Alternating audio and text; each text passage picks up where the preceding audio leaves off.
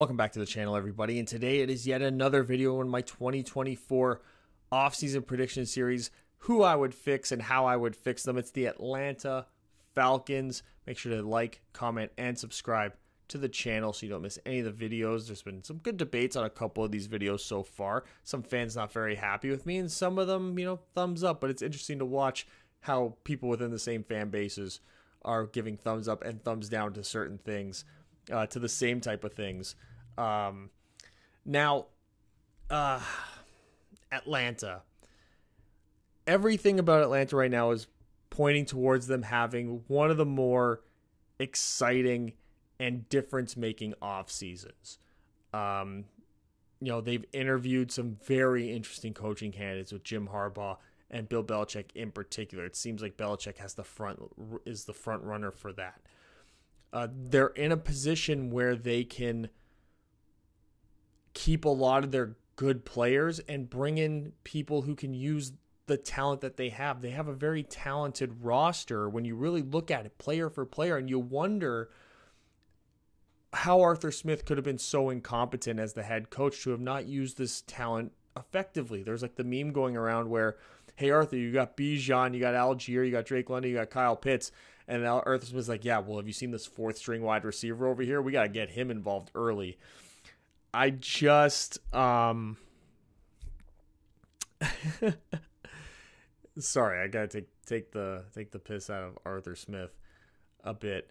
But imagine plugging in one of these great coaches that you're interviewing with this talent roster. And then there's free agency where you can manipulate some of the contracts you have and open yourself up to fill the one need on this roster that's been glaring since Matt Ryan's last year there, which is the quarterback position. Desmond Ridder didn't really work out. Now, is that Arthur Smith, or is that because Desmond Ridder was a third-round pick? It could be a little bit of both. But you got Russell Wilson, who really turned it on at the end of the year, and if it wasn't for some weird, corrupt, almost contract situations with Denver, could have made a run there at the end, potentially gotten Denver into the playoffs. You never really know. And then there's Kirk Cousins, who seems to always come up every few years as a possible free agent. It does seem like this is the time where he does hit the market. And will somebody, like if you sign Bill Belichick, want to deal with a rookie quarterback? I don't think so. I think Jim Harbaugh would. But it seems like it's going to be Jim Harbaugh going to the Chargers, Belichick coming here to the Atlanta Falcons. What do they do on the defensive side of the ball? How do they change up their scheme? They got a lot of talented players again on the defense that really showed out. Jesse Bates, who I've been saying is the best safety in the league, I think maybe showed it this year.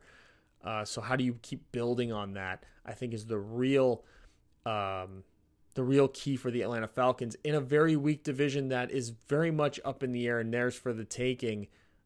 With one pretty solid, if you have a solid offseason, you don't blow this offseason, you could be the ones playing potentially to go to the NFC Championship the way that the Tampa Bay Buccaneers just were.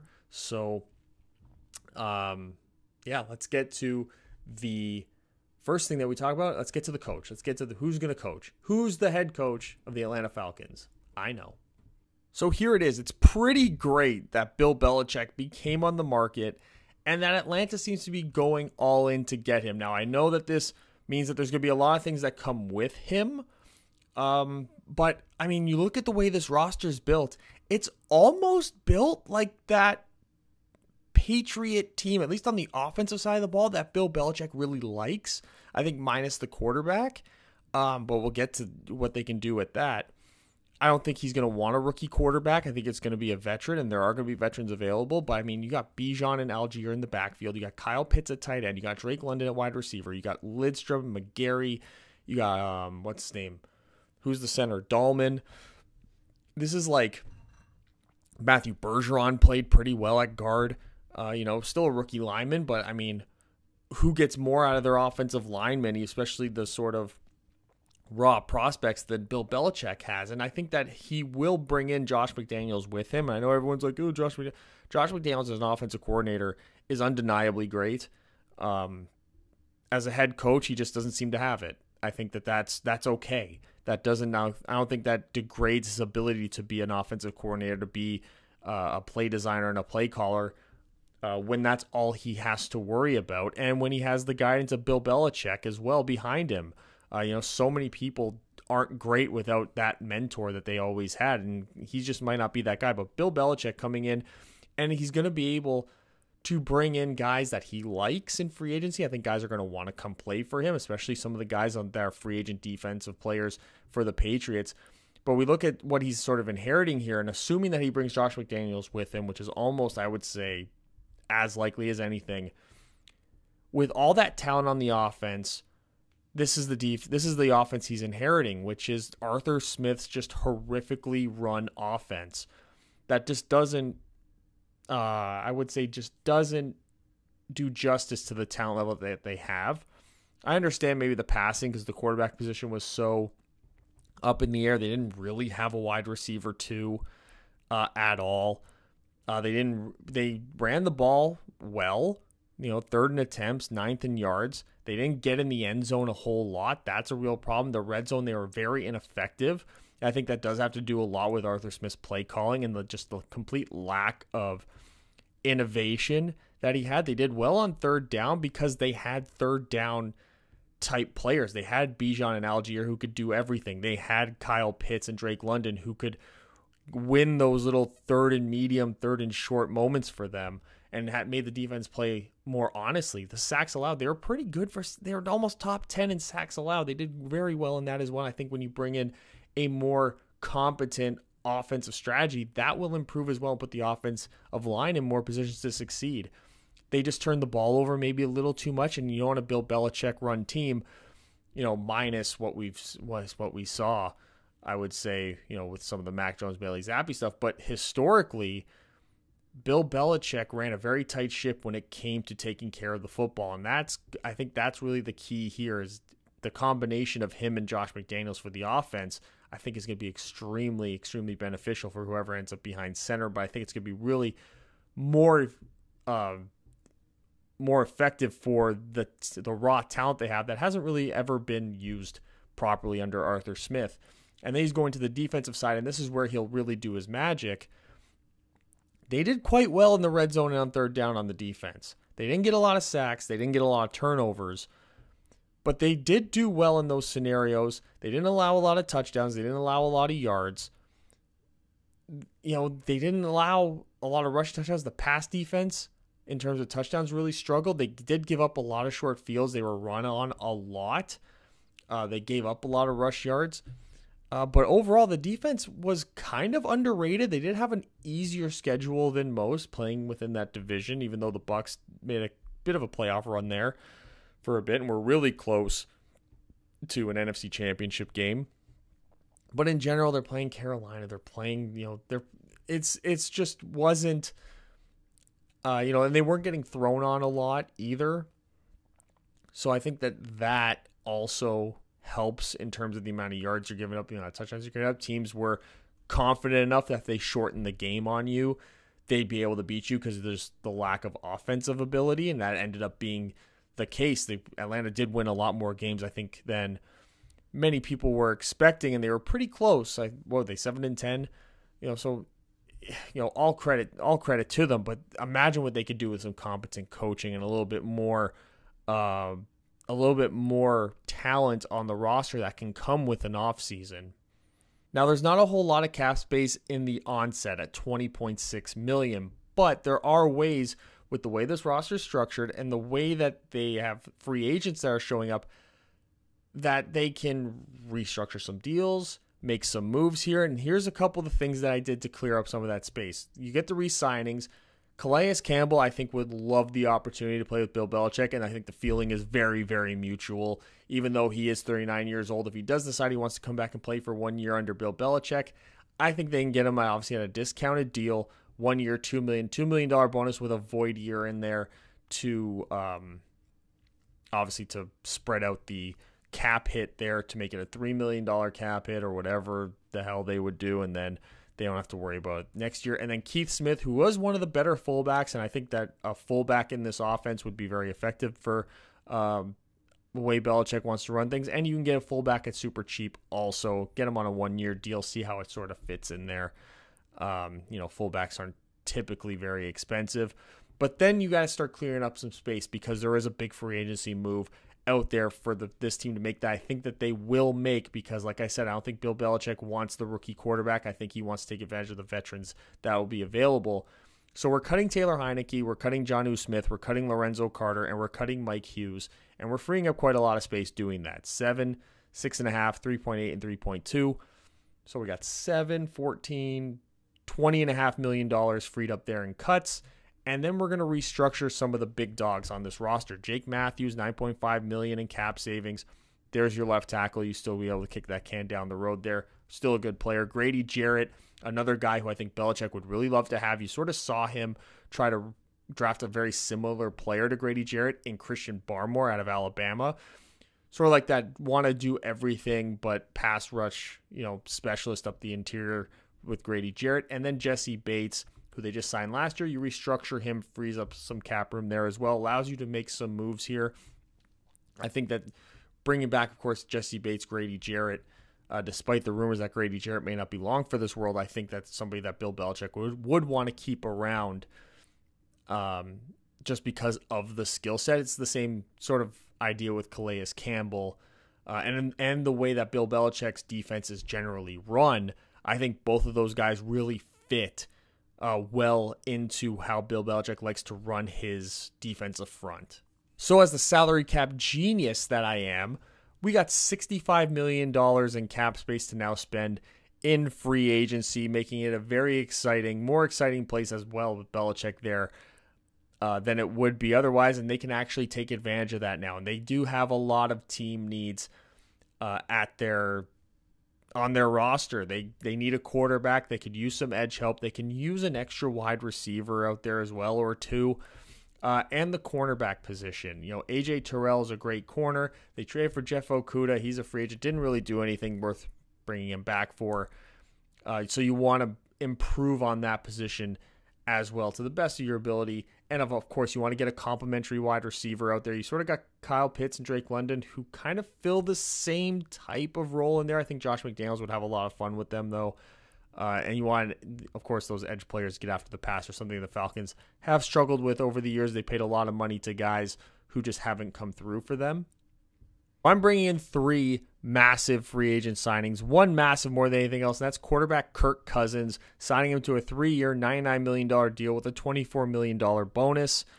You can throw in like a couple void years in that. You know how they always do that. I did it with the Jalen Mills deal, who Bill Belichick really loves. He brought in Jalen Mills and always kept him. So that's somebody he wants to probably bring in. Oh, I can see following him there. 1 year, $2.5 million, $1 million bonus. Throw a void year in there.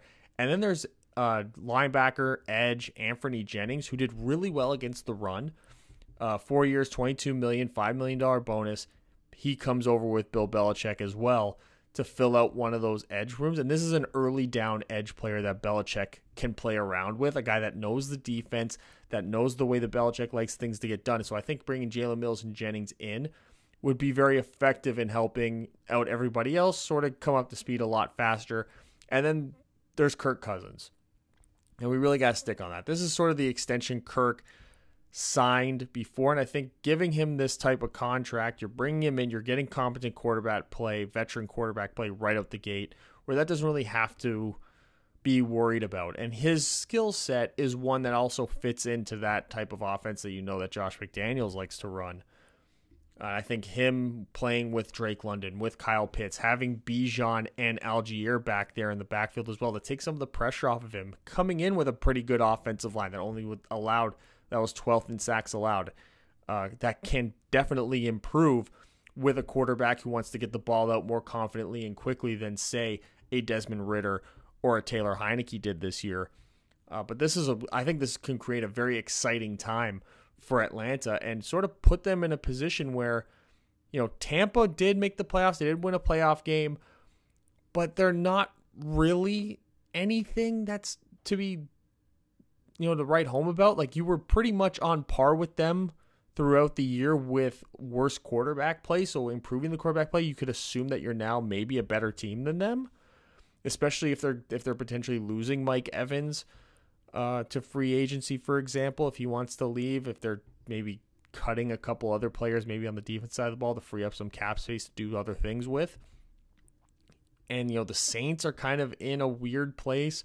The Panthers are absolute hot garbage. And there's no real sign, and they're not really in a position to make drastic improvements in the short term just because they don't have a first-round pick this year. They're not really a place that seems to be a hotbed for free agents to want to come to. They don't even have a head coach yet.